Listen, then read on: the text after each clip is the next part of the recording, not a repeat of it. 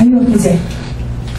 자유학기제라고 하는 용어는요, 일단은 뭐 박근혜 정부 들어오면서 시작이 됐던 부분인데, 핵심 교육 공약이죠. 박근혜 정부의 핵심 교육 공약이고, 아일랜드에서 사실은 이제 시작이 됐다는 얘기들을 많이 하고 있죠.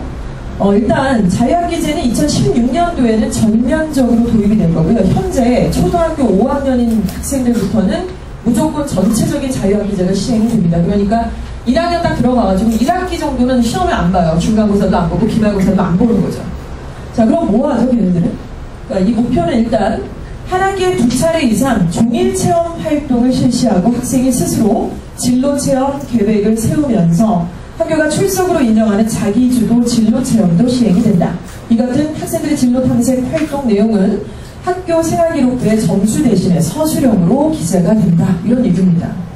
예, 이거 굉장히 의미가 있는데 우리 실제로 지금 현재 중학교 1학년 학부모님들 굉장히 불안해하셨어요. 왜냐하면 자유학기제가 왜 시범 시행이 되고 있고 하기 때문에 전면 시행이 아니다 보니까 인근에 있는 대다수의 학교들은 중간고사도 보고 기말고사도 보거든요. 그러니까 우리 학교만 안 보는데 애들 공부가 떨어지는 건 아니냐. 그리고 우리 애는 의사가 되고 싶다는데 왜 수의사 체험을 하고 난리냐. 뭐 이런 것들에 대해서 사실 굉장히 좀 의견이 분분하고 불안하신 부분들이 좀 있었습니다. 근데 취지를 명확하게 아시면 될 것 같아요. 자, 일단 자유학기제를 하는 이유는 방금 첫 번째 말씀을 드렸습니다. 왜냐하면 바로 지금 보시는 생기부라고 하는 생활기록부 때문에 하는 건데요. 그러니까 이것 때문에 한다, 아니면 자유학기제의 존재가 무엇이다, 이렇게 생각을 하시면 될 것 같습니다. 자유학기제 동안 시험을 안 보고 종일 체험을 한다고 말씀을 드렸잖아요. 그러니까 애들이 지금 희망하는 진로라든가 이런 것들이 확정되어 있지 않으시죠? 이렇게 뭐 초등학생인데 이렇게 확정돼갖고 굳이 이렇게 계속 진행한다는 사실 어려움이 있습니다. 근데 이 부분이 지금 현재 초등학교 5학년의 학생들부터는 완전히 어느 정도는 픽스가 좀 되어져 있어야 돼요. 왜냐하면 생기부가 현재 초5학년, 지금 현재 초5학년의 아이들은 진로 희망에 해당되는 내용이요. 중학교에 이제 같이 올라가요. 진로 희망 사회가 올라가고 연계가 되는 거죠. 지금 현재로 6학년들은 안 올라갑니다. 근데 5학년 이하부터는 다 올라가요. 그러니까 왜 학기 초에 아이가 희망하는 직업 같은 거 써서 내셨죠? 그러니까 학부모님이 원하시는 직업도 써서 내셨죠? 그때 어떻게 쓰셨어요? 애는 연예인, 그러면 엄마 아빠는 막 뭐 변호사? 아니면 뭐 이렇게 쓰셨어요? 보통 초등학교 때는 그냥 애가 원하는 대로 그래서 이제 비슷하게 쓰십니다. 근데 이게 이제 6학년 때 좀 변하고 중1 때도 변하고 변하는 거에 대해서 별로 그렇게 크게 뭐 생각을 안 하실지 모르겠지만 이제는 좀 달라져갖고 정해져야만 합니다. 그래서 진로체험 학습이라든가 그런 활동들을 통해서 열심히 했는데 그걸 왜 하는 거죠 도대체? 책도 읽고 막 진로체험 학습도 하고 뭐 동아리 활동도 해야 된다 그러고 공사도 해야 된다는 얘기 많이 들으셨죠? 그거를 이렇게 막 속된 말로 막 설레발을 막 치면서 엄청 막 이렇게 돌아다니면서 막 활동을 해요. 그런데 그렇게 활동했던 부분들이 이렇게 생기부에 기재를 하라고 하는 거죠. 열심히 활동을 했는데 생기부에는 기재가 안 됐다 그러면 아무 의미가 사실은 없습니다. 그래서 이런 거에 대한 로드맵을 학부모들이 좀 정해 주셔야 되는 부분들이 있다는 말씀을 드리고 싶어요. 지금 보시는 이 생기부는 실제 생기부입니다. 저희 중등부에 조금 생기부를 아주 기가 막히게 작성한 학생들이 또 있죠. 그 학생들을 이제 대상으로 해서 생기부를 좀 떼어올 것을 이렇게 부탁을 드려서 저희가 익명으로 처리를 해서 이제 보고 계시는데요. 이 학생 같은 경우는 지금 현재 중3이고 그 북일고라든가 상산고 이렇게 우수한 전국고 자사고에 지원할 그런 어떤 준비를 하고 있는 학생이에요. 근데 이 안에 무슨 내용이 있는지를 잘 모르시잖아요. 혹시 초등학교 지금 생기부에 그 나이스 들어가셔서 한번 이렇게 연락을 좀 해보신 학부모님도 있으시면 잠깐 손을 좀 들어주시겠어요? 해보신 적 있으시죠? 근데 대부분 중등부도 그렇고 고등부도 그렇고 학부모님들께서 생기부를 한 번도 열람해보지 않으신 분이 3분의 1 이상이세요. 근데 솔직히 말씀드리면 생기부를 보시지 않은 학부모님하고는 얘기를 할 수가 없어요. 도저히. 굉장히 달라요. 그러니까 내용이 완전히 와닿질 않는 거예요. 보신 분과 그렇지 않은 분들은. 그래서 우리 학부모님들께서도 초등학교 나이스 이제 뭐죠? 인증 받으셔서 이제 바로 들어가셔서 여러 가지 활동 사항에 대해서 꼭 보셔야 되는 그런 부분을 좀 강조해서 드리고 싶습니다. 도대체 무슨 내용이 들어있나요? 그 안에는. 일단 뭐 진로 지도 상황, 또 창의적 직업 체험 활동, 교과학습 발달 사항 이렇게 쭉 내용들이 나와 있습니다. 이 중에 방금 말씀드렸던 희망 사유 중에 이제 진로 지도 상황의 희망 사유 200자라고 써 있는 부분에 저희가 빨간 색깔 표시를 했어요. 이 부분은요, 자기가 나중에 뭐 수의사가 되고 싶다, 아니면 건축 설계사가 되고 싶다 그러면은 본인이 쓰는 거예요. 내가 왜 그 직업을 하고 싶으며 그 직업은 정확하게 구체적으로 무슨 일을 하는 일이며 이런 것들을 자기가 200자로 작성을 해서 선생님한테 내면은 선생님이 그거 갖다가 생기부에 옮겨서 적으시는 것을 말씀을 드리는 겁니다. 이게 언제부터 시행이 되냐면요, 지금 현재 초5 그리고 지금 현재 중1 지금 현재 고1인 학생들은 지금 막 시작을 하고 있어요.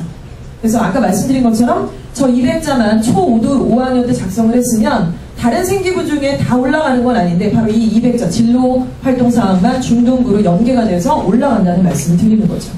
이걸 왜 쓸데없이 올려보낼까요?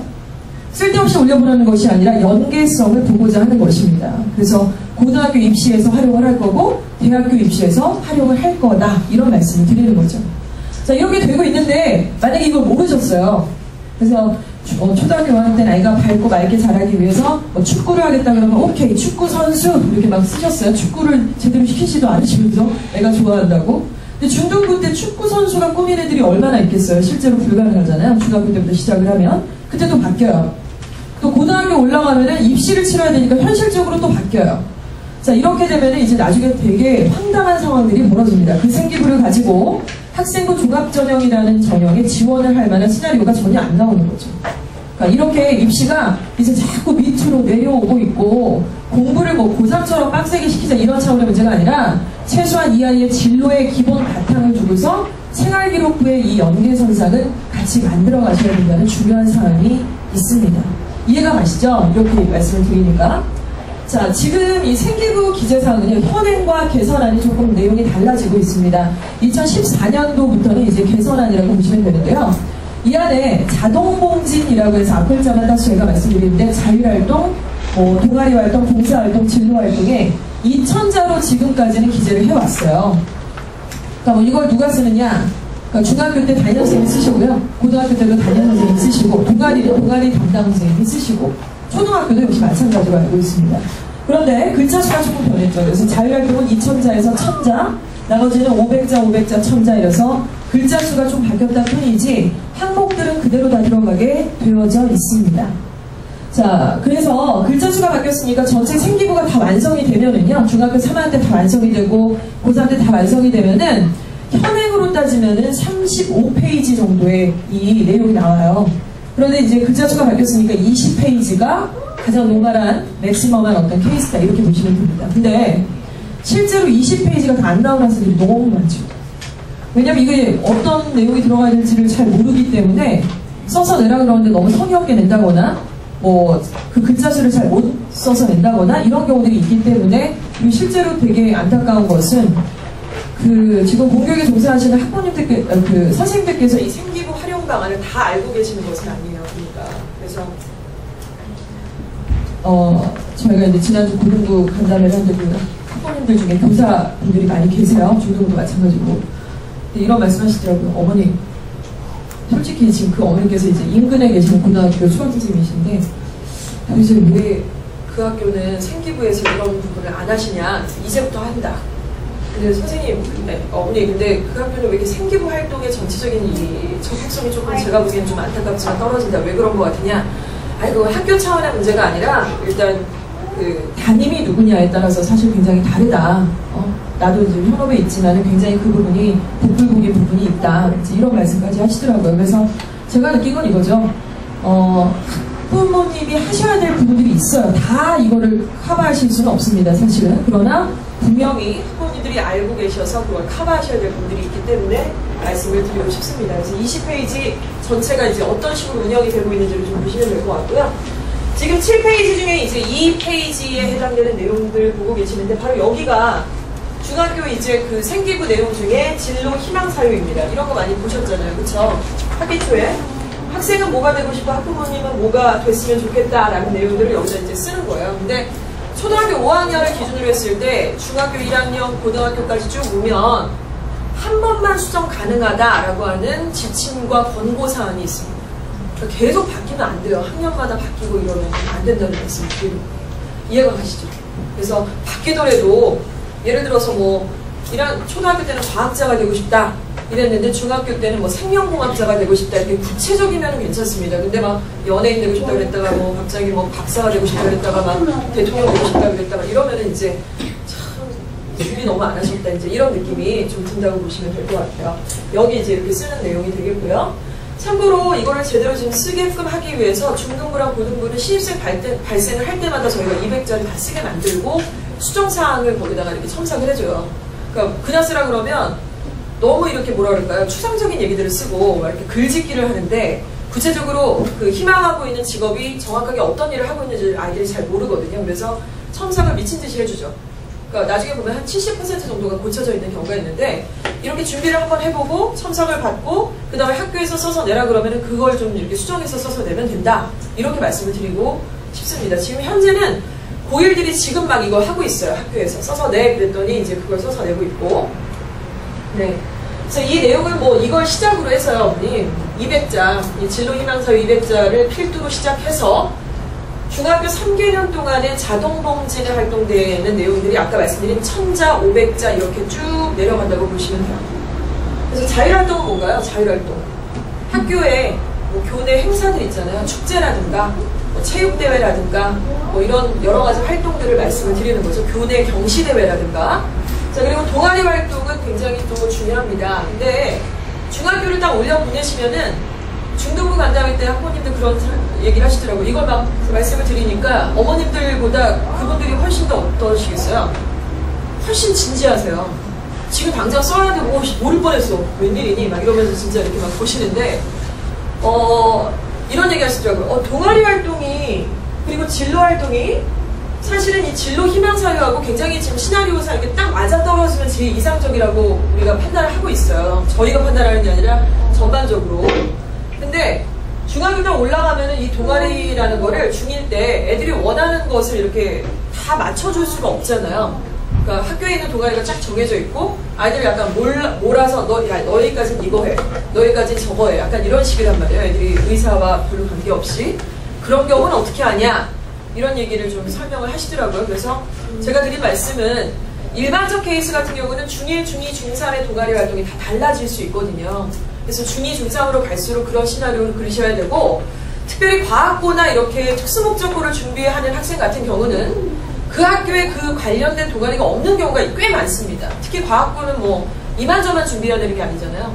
과학고는 학생이 과학고에 가고 그러는 게 아니라 과학고에 선생님 두세 분이 오셔서 중학교에 파견을 오셔갖고 거기서 인터뷰를 하시는 거예요. 이 아이하고 직접 하는 게 아니라 동아리 활동 담당 선생님, 동아리의 후배들, 담당 지도 교사하고 인터뷰를 진행을 해서 얘가 자기소개서 이렇게 쫙 써서 냈는데 얘 진짜야 아니야 이런 것들을 전반적으로 검토를 하고 아이를 선발을 하시는 거거든요. 근데 아무튼 그 학교에 만약에 과학 동아리 관련된 게 없어요. 그럼 사실 뭐 별로 없잖아요. 중학교 활동이라는 게. 그래서 저희가 말씀드린 게 이거죠. 중1 학생인데 과학 동아리를 만들어라. 실제로 부산중학교 같은 경우는 이거를 제대로 하세요. 그 과학 동아리 같은 것이 굉장히 지금 유명한 상태고요. 담당 선생님께서 연세가 좀 있으신데 지금 거의 정년 지음하셨는데 굉장히 열정적으로 해서 아이들을 꽤 보냈어요. 해마다. 그래서 이제 부산을 많이 가려고 해요. 남자애들 중에 이제 과학고나 이렇게 지원을 하려는 아이들은. 근데 충암이 된 학생 중에 이제 과학고를 지원하고자 1학기 때부터 준비하는 아이가 있는데 없어요. 과학 동아리가. 그래서 저희가 말씀드린 게 만들어라. 기회다 이게. 동아리를 실제로 학생이 만들면요. 친구 두세 명이랑 꼬셔가지고 이렇게 만들면 지원금이 나옵니다. 교육부에서. 그래서 50만원, 뭐 100만원 이 정도의 어떤 지원금이 나와서 그런 것을 어떤 활동비로 진행을 할 수가 있고 그렇게 학생이 하고 학부모님이 좀 입김을 주시면은 지도교사가 당연히 생겨요. 담당 선생님한테 말씀을 드리면. 그러면 더 시나리오상 좋잖아요. 기존에 있던 뭐 동아리를 하는 게 아니라. 근데 동아리라고 해서 그렇게 대단히 어려운 것도 아니고 여러 가지 활동들을 또 할 수 있으니까 그런 말씀도 드렸던 사례가 있습니다. 네. 이렇게 자동봉진 외에도 교과서고 독서활동 그리고 담임선생님의 종합 의견까지 해서 총 20페이지의 생기부가 중학교 1학년 때부터 쫙쫙쫙 준비가 되신다고 보시면 될 것 같아요. 네, 아까 말씀드린 진로희망사유 200자에 대한 샘플 케이스를 좀 3가지 정도 보여드리고 싶습니다. 먼저 대통령이 되고자 하는 학생이 꽤 있어요. 저는 처음에 꿈이 대통령이라서 뭐야 이랬는데 많더라고요. 생각보다. 그래서 도대체 뭐야 그러고 봤던 학생 중에는 직접 얘기를 해보니까 왠지 될 수도 있을 것 같고 이런 애가 또 있어요. 하나고 갔는데 걔는 지금 1인 고등학교 1학년인데 이게 뭐지? 뭐 이런 느낌의 아이들도 좀 있습니다. 근데 그런 아이들도 이런 것들을 좀 보시면은 예를 들어 이거죠. 어린 나이지만 언론 매체에서는 교육 정책 등 연일 나쁜 이야기, 정치하는 사람들은 무엇을 위해 싸우는지 답답해 보인다. 왜 속 시원하게 해결을 하지 못할까? 왜 자기 생각만 하는 것일까? 내가 정치인이 되어서 무슨 문제 하나씩 해결을 하고 싶다. 국민 대다수가 행복한 나라를 만드는 정치인, 이것이 바로 나의 꿈이다. 이렇게 쓰는 거죠. 정확하게. 그리고 뭐 예를 들어 인테리어 디자인이다. 그러면은 그림과 꾸미는 일을 좋아해서 막연하게 디자이너가 꾸미던 내가 가구 전시장, 이런 구체적인 사례가 나왔습니다. 부모님과 함께 방문을 하고 주변의 인테리어와 조명에 따라서 너무 다른 분위기를 연출한다는 사실을 알았다. 그래서 인테리어에 관심을 갖게 되었고 사람이 편한 집, 일하기 좋은 사무실을 만들고 싶다. 그래서 나의 직업을 인테리어 디자이너로 선택했다. 이 정도입니다. 뭘 써야 될지 모르는 거예요. 이 정도 이렇게 어려운 내용은 아니지만. 그래서 일단 학생들이 이런 작업들을 순차적으로 지금 해야 되고 5학년 학생들 역시 마찬가지라고 얘기를 할 수가 있겠죠. 예. 그래서 진로희망사회 200자는요, 거의 뭐 초5, 중1, 고1 이렇게 시작하는 타이밍에 이렇게 쓰시는 거고요. 학생부 입시의 흐름을 좀 말씀을 드리고 싶습니다. 봤을 때. 자, 이런 부분들이 좀 강조가 되고 싶은데요. 생기부의 기재라는 것은 학부모님들 다 아시겠지만은 어느 날 한순간에 며칠 좀 신경 쓰다가 되는 내용이 절대로 아니죠. 중학교 3년 내내 신경 쓰고 시나리오 맞춰주고 그리고 학부모님들이 그걸 연락하실 수 있을 때에는 중학교 1학년 올라가자마자는 아무것도 기록이 되어 있지 않죠. 그럼 중학교 1학년 딱 보내놓고 나서 11월, 12월, 1월 정도까지 이제 기재 기간입니다. 학교마다 스케줄이 다 달라요. 뭐 1학기 때 조금 기재를 해놓고 나중에 조금 더 메이크업하는 학교들도 있지만은 그때 열심히 막 기재를 하고 2월 정도에 이제 수정 기간이 한 번 있습니다. 잘못된 케이스들이 나왔을 때 학부모님들이 이제 나이스 들어가셔서 연락을 하시고 좀 이상하다. 이건 약간 오류가 있네요. 출결 부분이 제일 논란이 많다고 하시더라고요. 그리고 우리 아이가 동아리 때 요걸 좀 했는데 여기 어필이 좀 안 된다. 이런 게 있을 수 있어요. 그런 것들을 이제 의견을 드릴 수 있다는 거죠. 어머님이 학교에서 전화하시고 그럴 수는 없습니다. 중학교가 선생님의 어떤 권한이라는 게 있는데 아이를 통해서 그렇게 어필을 해야 하는 그런 부분들이 있죠. 그래서 이런 부분들까지 다 봤을 때 이제 학생부 입시 흐름을 좀 보시면은요. 일단 초등학교 때 지금 우리 아이들은요. 중학교 생기부를 미리 정할 수 없잖아요. 그렇죠? 지금 뭐 하죠? 직업과 취미를 구분하는 작업부터 먼저 시작을 해야 됩니다. 제일 좀 우리가 뜬구름 잡는 얘기가 이거예요. 애가 미술을 좋아한다고 해서 미술 시키려고 근데 미술이 직업으로 좋아하는 건지 이걸 먹고 살아야 되는 직업이고요. 그리고 좋아하는 건 취미고 저도 그렇게 영어를 좋아하진 않아요.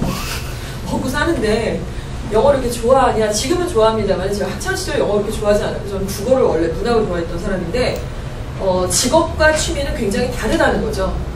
우리 어머니 아버님들께서도 지금 현재 갖고 계시는 직업이 취미로서도 만족이 되시는 그 자아실현까지 다 되시는 분들이 많이 계신가요? 그래서 어렵지 않습니까? 그리고 지금 시대가 그런 시대도 아니고 그래서 뭐 제가 진로희망사회 뭐 이런 거 우리 관련해서 사내에서 뭐 스터디도 많이 하는데 요즘엔 이렇더라고요. 그러니까 목사님인데 그러니까 기독교인이고 목사님이고 이제 어떤 사명이 있는데 하지만 자기가 이렇게 막 오지에 가서 이렇게 선교를 하고 이걸 자기가 너무 싫은 거예요. 그래서 자기는 홍대에 카페를 하면서 목사를 하는 이렇게 뭐 목회를 하는 이런 분들도 계시고 그러니까 얼마든지 그런 식으로 좀 생각을 하셔야지 우리 아이들이 이제 그런 게 너무나 이렇게 고지식한 부분은 아무래도 우리 학부모님들이 저를 비롯해서 그런 인생을 살지 않았으니까 우리 아이들한테 자꾸 그런 부분들을 좀 강요하는 건 아닐까. 아니면은 그냥 미술 좋아하니까 미술 시키려고 아니면 축구를 좀 잘하니까 축구 선수 시켜볼까? 약간 이렇게 막연하게 그걸 먹고 못 살면 시키면 안 되잖아요. 그렇죠? 그런 부분들을 좀 구분을 시켜야 될 것 같습니다. 자, 두 번째 굉장히 더 실제 사례적으로 권해드리고 싶은 것은 바로 멘토 만들기라고 할 수 있을 것 같아요. 아이들한테 실제 그 관련된 직업의 멘토를 모셔다가 이렇게 면전에 이렇게 같이 인터뷰를 할 수 있게끔 한다는 것은 사실 현실적으로 많이 어렵지만 조금만 관련된 부분의 정보를 찾아보시고 몇 번만 웹서칭을 하시고 관련된 책이나 이런 것들을 보시다 보면 그쪽 업계에 분명히 괜찮은, 유명하진 않지만 이미 내가 가고자 하는 길들의 비슷한 루트를 통해서 갔던 멘토들이 분명히 있습니다.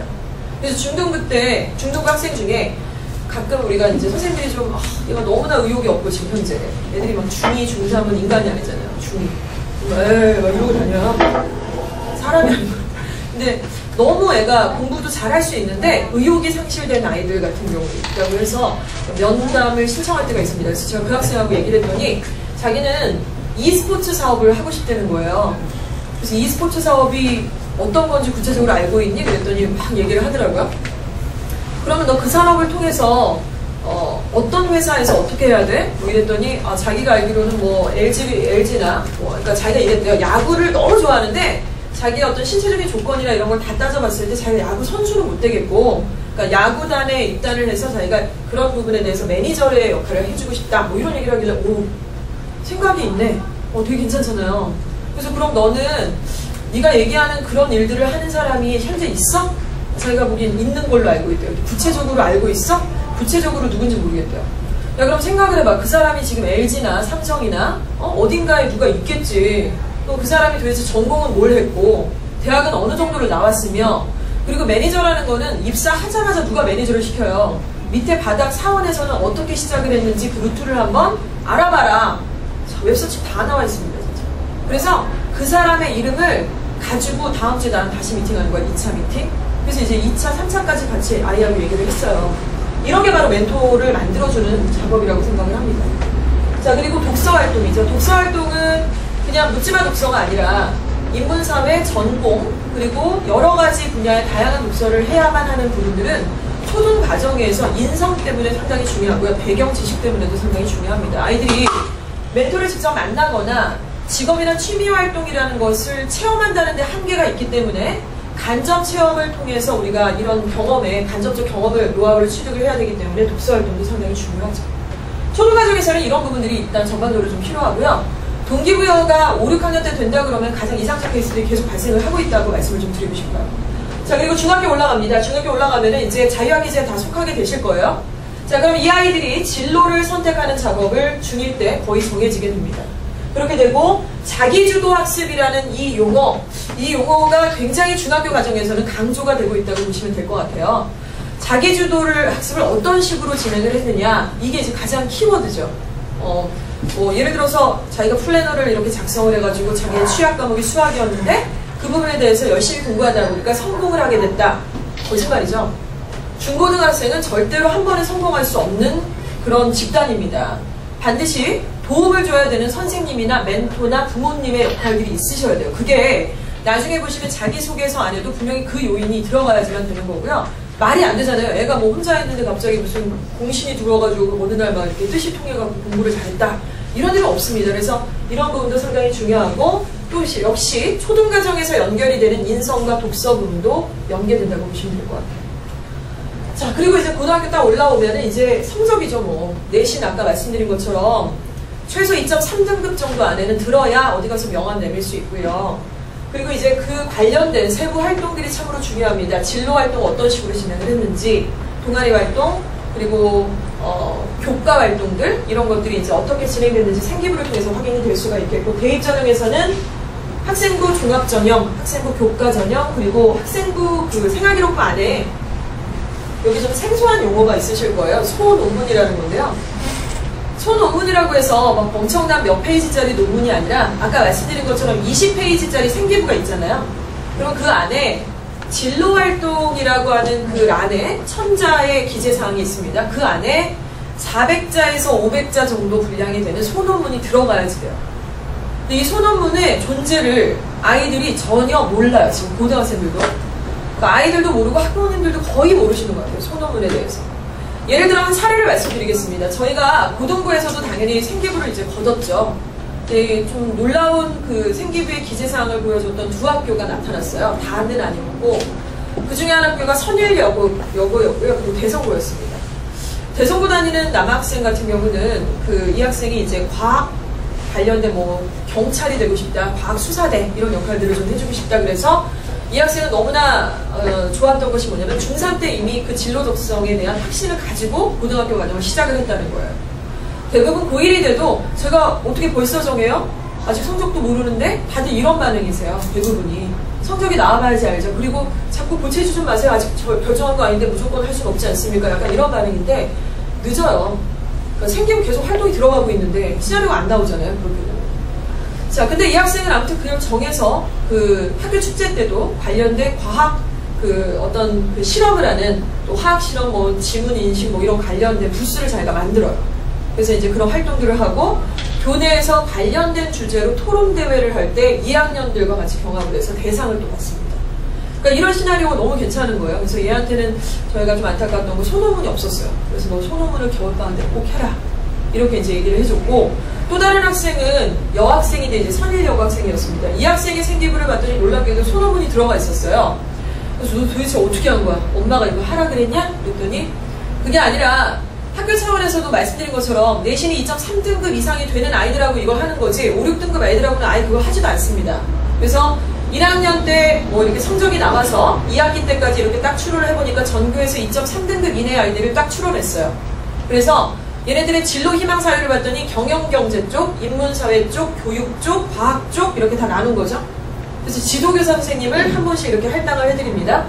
그럼 지도교사 선생님이 4-5명의 학생들과 같이 겨울방학에 미팅을 해서 우리 조의 소논문 주제를 정해요. 그래서 이 학생 같은 경우는 중소기업의 상생에 관련된 그런 소논문의 주제를 놓고 4명 이상의 학생들이 지도교사와 함께 역할 분담을 했어요. 너는 연신내하고 명동에 가서 이 주제에 관련된 설문조사를 해와. 너는 관련된 이런 그 기사글들을 좀 스크랩을 해와.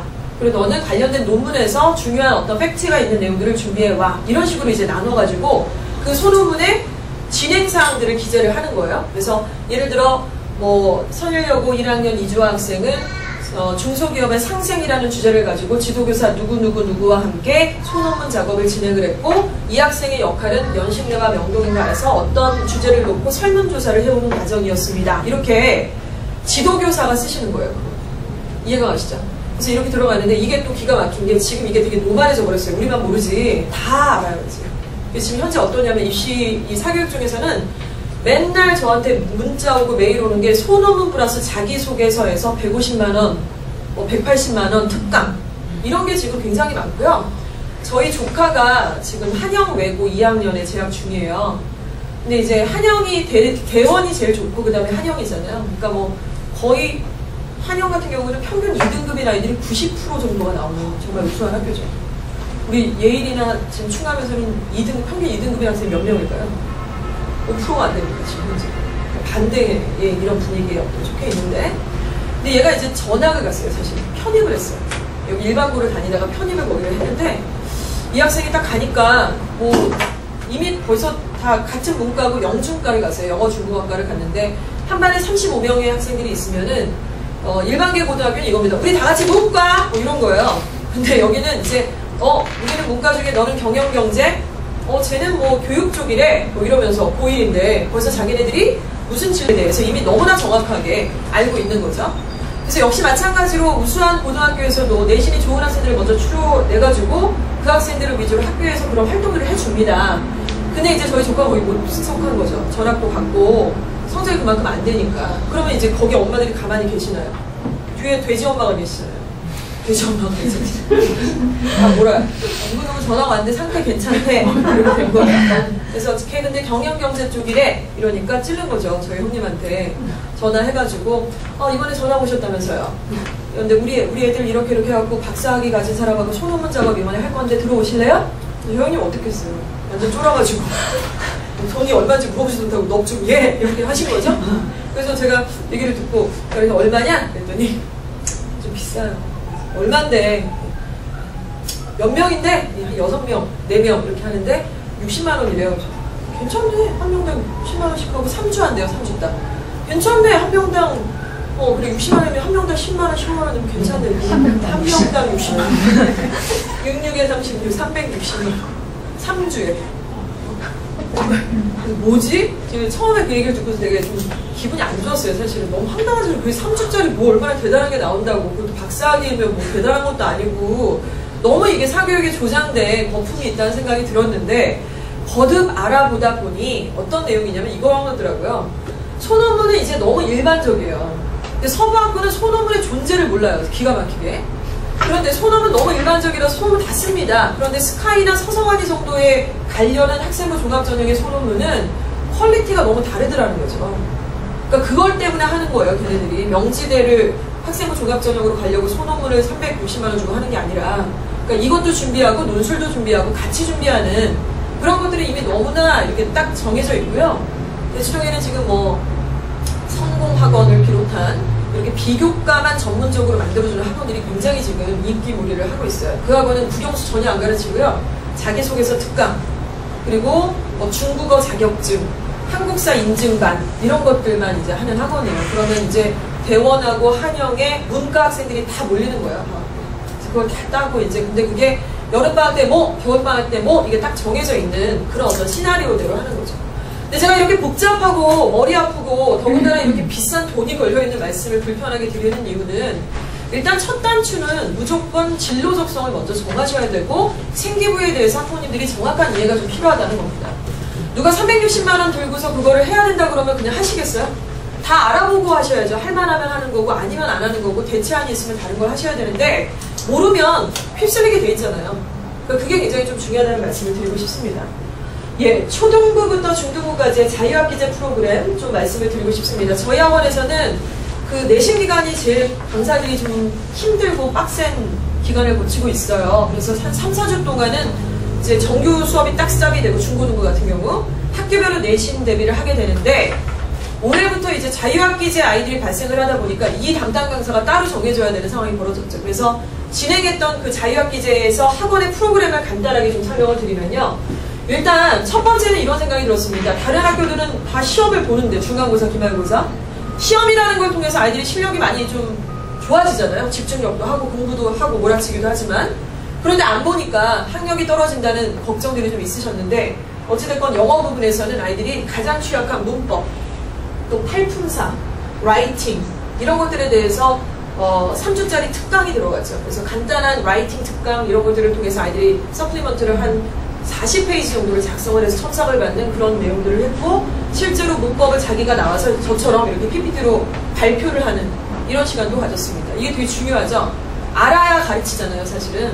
모르면 가만히 있어도 되지만 그래서 그런 차원들을 해서 동영상이 다 나와 있는 상태고 또 이제 논술이 중등부도 역시 있거든요. 그래서 진로교육과 생활기록부에 관련된 그런 내용들 자유학기제니까 정말 취지를 정확하게 알고자 해서 진로 동기 만들기, 멘토, 그리고 나, 자기주도 학습이라는 주제를 놓고서 3주 동안 이런 작업들을 계속했습니다. 그래서 이제 구체적인 이 수업 아니에요. 그래서 김지혜 강사는 논술 쪽을 맡았고 김소연 강사는 영어 쪽을 맡아서 이제 9회차에 걸친, 9회와 10회차에 걸친 이 커리큘럼이 나와버린 거죠. 그래서 이걸 하기 위해서 한 3, 4주 동안 계속 회의를 연일했던 것 같아요. 그래서 결과물 나올 때마다 업데이트하고 그래서 마지막 결과물까지 아이들의 손에 주어졌는데 마지막은 이거죠. 학원에서 이렇게 하고 나서 학교 가고 생기부에 안 쓰면 삽질한 거죠, 같이. 네, 뭐하러 했어, 도대체. 뭘 동영상을 왜 찍었어, 도대체. 그걸 기재를 해야죠. 동영상을 생기부에 붙일 수는 없습니다.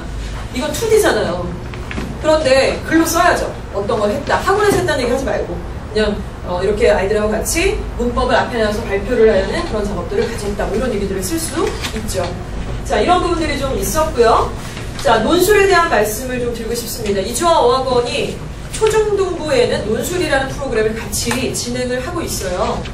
우리 학부모님들, 특히 이제 초등부 학부모님들께서 이주아 어학원의 논술에 대해서 사실 약간 제가 느낀 건 이렇습니다. 거기 논술 어때?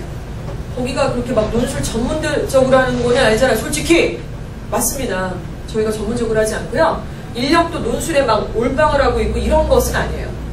근데 다만 저는 이런 말씀을 드릴 수 있을 것 같아요. 뭐냐면 저희가 논술을 하는 명확한 정체성이 있어요. 뭐냐? 자유학기제 때문에 합니다. 초등부는 솔직히 말씀드려서 자유학기제를 대비해야 되는 인성과 적성, 진로교육 때문에 하고 있고 중등부 같은 경우는 고등학교 입시에서 자기소개서를 써야 돼요. 이제는 일반고를 지원하더라도 자기소개서를 쓰고 면접을 통해서 뽑겠다라는 얘기들이 계속 활발하게 지금 나오고 있는 상태고 그리고 실제로 특목고나 자사고도 올해부터는 자사고, 대성고나 이대, 부고, 이화여고도 올해부터 자소서 써요. 그래서 면접 보고 가는 거니까. 작년까지는 어떻게 했나요? 뺑뺑이 굴려서 이렇게 추첨이었잖아요. 공부 잘하고 못하고를 떠나서. 자, 이렇게 됐는데 결국에는 이거죠. 간단하게 말씀드리면 입시에서 자기소개서를 원하고 있고 생기부 기재활동을 원하고 있고 그 안에는 반드시 누군가 잡아줘야 될 콘텐츠가 있어야 되기 때문에 저희가 머리가 아프지만 논술을 같이 하고 있는 거예요. 사실. 그래서 교재 커리큘럼이라든가 논술의 어떤 뭐 강사진이라든가 이런 것들을 다른 학원의 논술 프로그램과 비교하신다면 뭐 맞는 말씀들이 분명히 있을 수 있지만 정체성과 목표가 굉장히 다르다. 저는 이렇게 좀 자신 있게 말씀을 드릴 수 있을 것 같습니다. 그래서 저희가 논술이라고 하는 콘텐츠는 일단 자유학기제를 통해서 직업체험, 또 진로 200자 쓰기, 자 그리고 그걸 통해서 생기부에 기재를 해야 될 자동공진, 그리고 세부 종합의견 이런 것들을 통해서 하고 있고요. 마지막에는 이제 자기소개서를 아이들이 다 써야 되죠. 그래서 이제 면접을 이렇게 보시면 될 것 같아요. 우리 승현이가 나중에 그 대성고를 지원을 해요. 아니면은 우리 승현이 공부 잘하니까 하나고를 지원할까? 해보는 것도 어때요? 그래서 하나고를 지원을 하는데 하나고 정말 너무 잘하더라고요. 깜짝 놀랐네. 근데 반드시 이제 생기부를 내죠. 그리고 자기소개서를 쓰고 그리고 당연히 또 내신을 냅니다. 내신이 생기부에 들어있으니까. 그래서 일단 서류로 먼저 이렇게 딱 걸러진 다음에 서류 통과가 되면 면접을 보죠. 그 면접을 볼 때 자기소개서를 가지고 면접관은 이제 그 학생이 들어오길 기다렸다가 면접을 진행을 하는데 자기소개서의 내용이 진짜인지 아닌지 모르잖아요. 그렇죠. 그래서 면접을 통해서 몇백 가지 질문의 가능성을 다 놓고 이제 질문을 하지만 근거 자료는 생기부예요. 얘가 분명히 자기소개서에서 뭐 이런 동아리 활동을 했다고 했는데 생기부의 동아리 활동 어떤지 한번 보자. 이렇게 되는 거죠. 그래서 이제 맡고 계시는 그 입학사정관님께서 명령 학생의 할당을 받으시면 그런 점들을 다 디테일하게 확인을 하시는 거고 거기서 이제 예상 질문들이 충분히 나올 수가 있다는 겁니다. 그래서 그 면접을 통해서 이제 합격까지 연결이 된다고 보시면 될 것 같아요.